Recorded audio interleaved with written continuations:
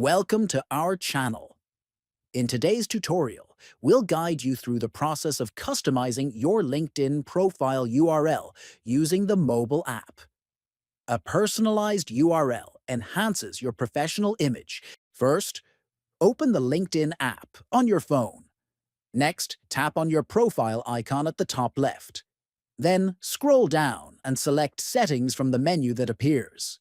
After that, find the Visibility section and tap on it to open more options. After that, tap on Edit your public profile. Now tap on the pencil icon next to your current URL.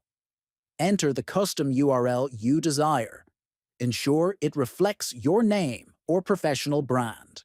Finally, tap Save to confirm your changes.